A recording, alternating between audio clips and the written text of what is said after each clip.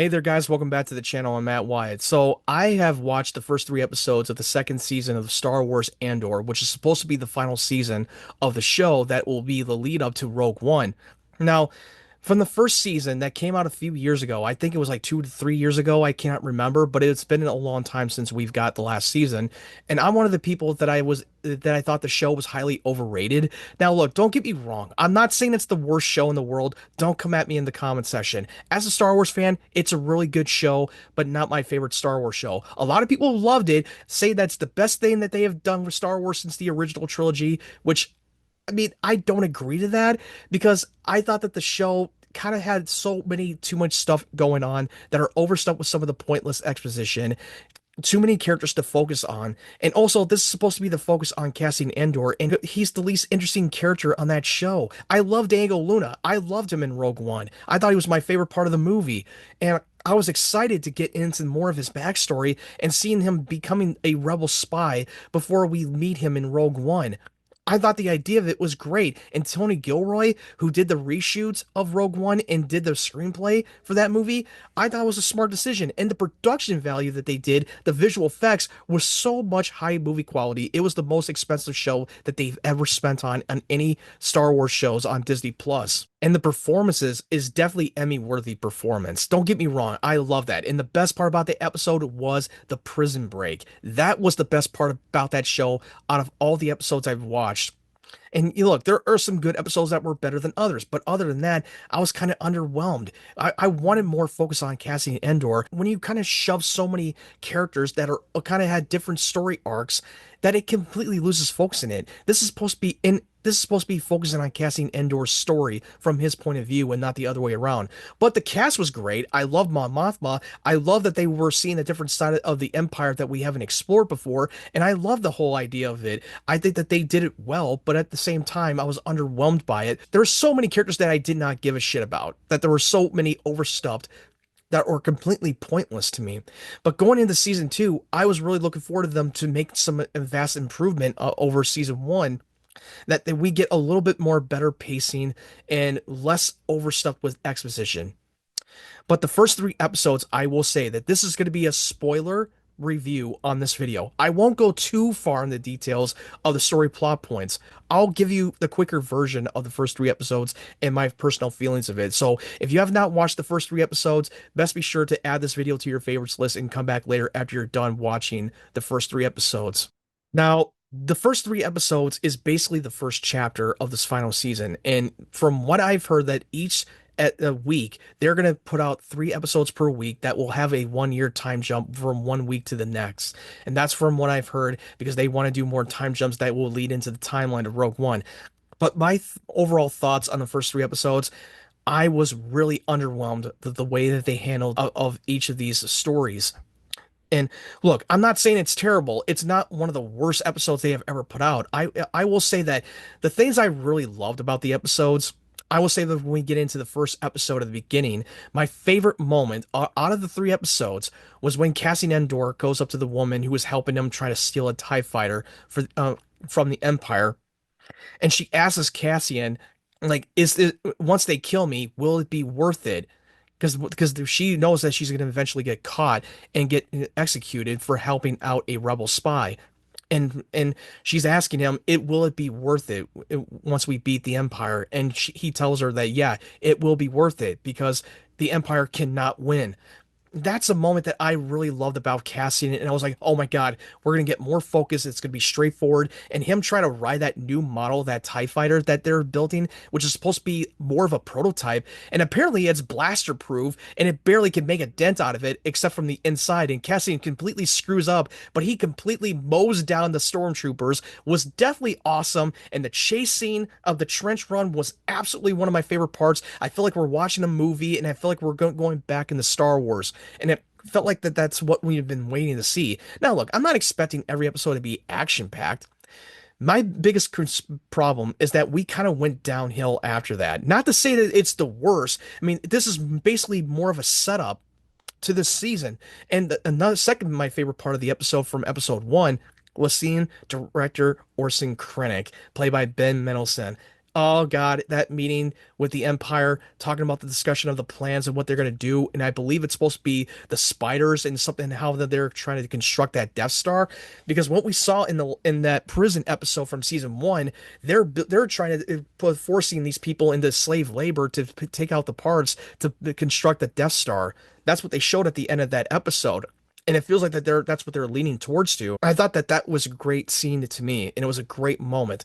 But then when we crash land on that planet, when Cassian tries to contact his pilot, who was supposed to be sending him to that TIE fighter, everything went downhill, and he runs into these bunch of band of bandits that he's now stranded and now he's stuck. And when we get into that second episode, I completely disliked it so much. Not terrible, but very mediocre. I think that the whole episode was just him trying to get out of it, and he's surrounded by these bunch of idiots that are now at odds with one another, and now he's trying to survive and trying to get himself out of it. I thought that that scene was completely silly. The whole episode in the second episode was completely a waste of screen time. I feel like we were losing too much focus on the main story. Oh, and there's another scene with a bunch of bandits who are split. There's rock, paper, scissors involved. I shit you not. That actually happened. They did their own version of their own fucking rock, paper, scissors to see who's gonna give up that ship and give up that turf. That was completely stupid and laughable. I couldn't take any of that shit seriously. It almost pulled me out of the show. I was like, what are we doing? What are we watching? Is this a prank? I literally thought it was a joke. Now we're cutting back to one of Cassie Endor's friends, which is Biggs, that the love interest, the one that got tortured by the Empire. They're now in hiding in the Outer Rim territory in a crop field, and they're trying to wait for Cassian to pick them up once they pick up the TIE fighter and the ship and stuff. And I thought that that was a great way to set it up. I really like the Biggs character. I think she's great. I think she had a lot of charisma. I was worried that she was just going to be another pointless love interest to Cassian, but no, she does play a pivotal role in that show, and her role is so compelling. But then we're jumping back to Mon Mothma about the whole arranged marriage from her daughter. I thought that storyline, to me, I didn't find it all that compelling. I don't find Mon Mothma's arc that interesting because I don't think it really has any relevance to what's going on in the main story. But I think that the reason why that they want to add that storyline was because they need to give her more reason to want to join up with the rebellion even more and fight against the Empire, because we saw her arc through Star Wars Rebels. Her joining the side of the rebellion was great, but I thought like the storyline didn't find it all that interesting, and it got way too slow and way too boring, and it's been overstuffed with so many exposition in the first three episodes. And Luthen, who is played by Stellan Skarsgård, which I thought he was one of my favorite characters in the first season. He was playing a double agent. I thought that he was incredible in the show. He's still playing ball on from the politics, but he's also waiting for his contact Cassian to pick up the TIE fighter, and he's been held, and he's getting a setback, and he's concerned about it. But I hope that this moves further in the next three episodes. The third episode really picks itself up. I think that that was the better episode of the three. But the one negative that I have in that third episode is Syrill's character, it was an Imperial police officer in the first season who got demoted because of his failure to try to capture Cassian Andor, who was a mercenary at the time, and his storyline was completely fucking pointless. I can't stand that character. He was such a weasel. He has no relevance to the main story whatsoever. If you chop him his storyline out of it, it wouldn't have changed anything. And Dedra, who is the one of the Imperial officers of the Empire, we know that she's living with him because he saved her life, and she owes him a gratitude and owes a life debt, and now they're living together. So I don't know how that's going to work out. I mean, I got to rewatch the first season again to really catch things that I missed, because it's been a while since I watched the first season. But I thought that that storyline was completely, utterly pointless. That the whole Cyril's mom visiting, trying to get her approval of Dedra. Yeah, there's one moment that I will admit that I liked. I liked when Dedra was putting her foot down and giving her giving her the look and talking her down, and I thought that scene itself was only the better part about that episode. But really, Serial is kind of like a mama's boy and a kind of a wimp. And his arc is completely like pointless. Like I said before, chop him out of that storyline and it wouldn't have changed anything. Then when we get into back into Biggs and the rest of the game back in the that outer rim, we're dealing with the Imperials who are taking checkups, and apparently they're illegal immigrants because you got to remember they're in hiding from the Empire, and now they're starting the suspicions. And that Imperial officer who is approaching to Biggs, I already know where this is going. This literally involves sexual assault in this episode, which I did not expect it, but it definitely solidifies that to remind people that this is not made for kids.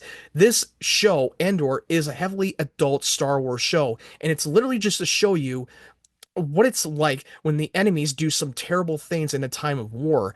They're showing you that they're not trying to shy away from the reality, even though that we're living in the world with a bunch of space wizards with lightsabers and fun and adventure that we used to grow up watching the Star Wars. But they're showing you the ugly side and the rough reality of war, and that felt more authentic. And most people did not like that, but for me personally, I thought it really worked for the story. It never felt forced at all. I was almost taken out of it. I thought that was going to completely take me out of that episode, but no, it really worked. It was an attempt to, and the guy was doing an attempt at sexual assault to Biggs, and I knew that was coming the moment that she first meet up with him before that scene. And her beating the crap out of him, completely knock him the fuck out, was awesome. She's a total badass. And Cassian taking out these Imperial and stormtroopers with that TIE fighter was a great camera work, and that was the best part about that episode. I was like, oh my god, when is Cassian going to show up? Because most of the time that they kept like underutilizing his character majority of the time. And that was my biggest negative, that I feel like that they haven't really made any improvements from season one, that they're still completely underutilizing Andor's character every time they keep cutting off to another character and another character after another. But overall, it was an underwhelming first three episodes, but it's not one of the worst. It's still good, but I found it very boring at times, they were kind of overstuffed with heavy exposition. But one of the favorite moments in that episode is when Mon Mothma is doing that dance move in this whole celebration of the wedding, playing that whole tech music, the pop music or whatever that was. She's literally getting drunk. She's getting very plastered, and she's dancing away through her guilt. And that storyline from her point of view was great. It was a great performance from the actress who played Mon Mothma. That was one of the best parts about that episode. She's literally dancing through her guilt because now her daughter is being forced into this whole arranged marriage, but she literally told her daughter that you don't have to go through with this, but literally she's doing the completely opposite. Her daughter wants to go through with it even though she doesn't have any feelings for her fiance. Overall, it was underwhelming. I didn't think it was as good as I thought it would be, but I hope that in the next three episode it really picks itself back up to the main story and give us a better pacing. And that's all I'm hoping for. I'm gonna see how this all plays out because I don't think it's the worst, but I still don't think it's as good as people are saying it is. But that's just my opinion. Anyway, what did you think of the first three episodes of Andor? Let me know your thoughts in the comment section below. And if you like this review, make sure you hit that like button. And if you're new to the channel, make sure you hit that subscribe button and turn on the bell notifications so you know when my videos are up. Thank you guys for watching. And if you want to follow my social media platforms, the link tree will be down in the description down below. And I hope you guys have a great day, great evening, wherever you're from, and stay tuned for more of my content.